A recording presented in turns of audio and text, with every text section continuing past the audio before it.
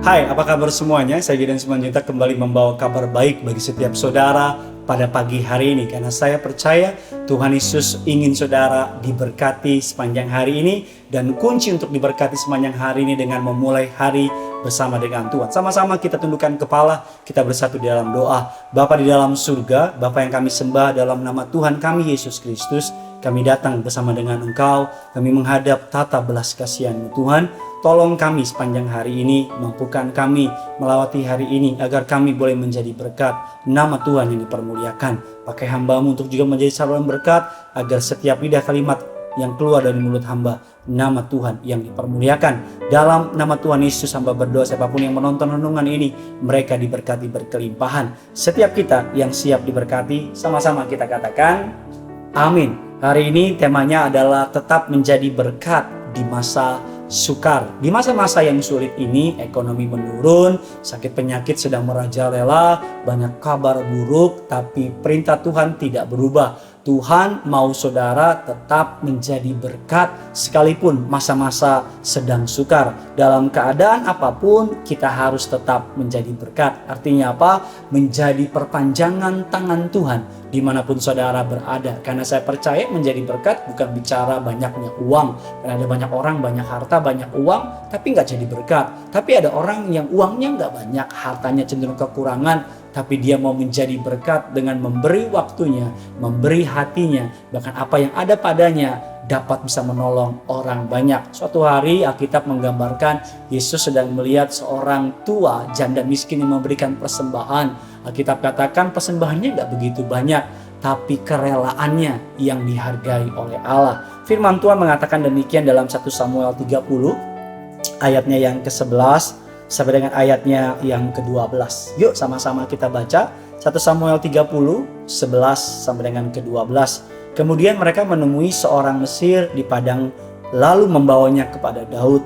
Mereka memberi dia roti, lalu makanlah dia. Kemudian mereka memberi dia minum air. Ayat yang ke-12, dan memberinya kepadanya sepotong kue ara dan 2 buah kue kismis. Dan setelah dimakannya ia segar kembali. Sebab ia tidak makan, ia tidak minum selama 3 hari lamanya. Kalau saudara baca perikop di atas 1 Samuel 30 ayat yang pertama sampai ayat yang seterusnya, menggambarkan sebuah kisah Daud bersama dengan orang-orangnya baru kembali dari peperangan menuju daerah yang namanya Ziklag. Alkitab katakan seluruh kotanya dibakar habis, dirampok habis, istri dan anak-anaknya menjadi tawanan dari musuh Daud.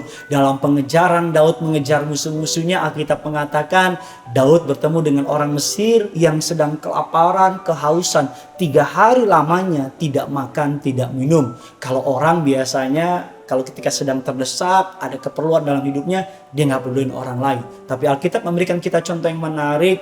Alkitab mengatakan Daud tetap menolong orang Mesir itu, membantu orang Mesir itu, kasih makan, kasih minum. Baru dia melanjutkan pengejarannya terhadap orang-orang yang merampok kotanya, merampok tempat tinggalnya, menjarah kotanya, bahkan menjadikan tawanan istri dan anak-anaknya. Apa yang bisa kita pelajari dari ayat ini? Bahwa Daud tetap menjadi berkat sekalipun keadaan sedang sulit.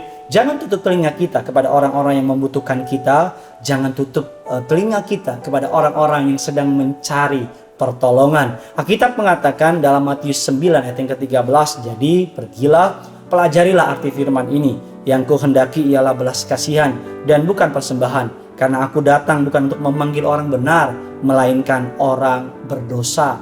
Tuhan menghendaki belas kasihan. Lebih dari segalanya belas kasihan yang Tuhan inginkan. Karena yang membuat Yesus datang ke dunia adalah belas kasihan. Jadi apapun keadaan saudara hari ini, ayo tunjukkan belas kasihan. Jadilah berkat dimanapun saudara berada melangkah. Jadilah tangan Tuhan dimanapun saudara ditempatkan. Karena saya percaya kita dipanggil untuk menjadi berkat. Kita dipanggil untuk menjadi terang kasih Kristus. Kita dipanggil untuk memberitakan kabar baik, kabar sukacita. Tapi Pak, keadaan saya sedang sukar.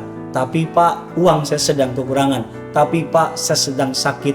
Tapi tahukah saudara, Tuhan mau memakai saudara dalam keadaanmu yang sulit. Dia tetap dapat menjadikan engkau berkat. dalam keadaan yang sukar. Bukankah seringkali ketika kita sedang susah, justru Tuhan kirim orang untuk kita tolong?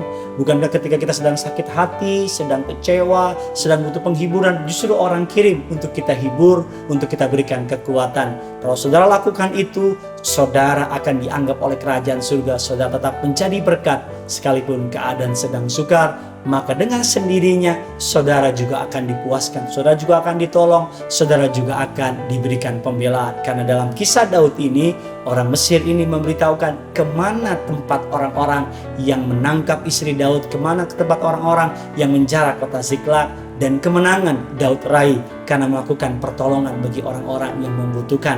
Jadilah berkat pada hari ini. Dunia sudah terlalu banyak orang-orang yang membawa kabar buruk. Dunia sudah terlalu banyak orang-orang yang membawa kehancuran. Kita anak Tuhan dipanggil membawa damai, dipanggil membawa berkat, dipanggil membawa kabar sukacita.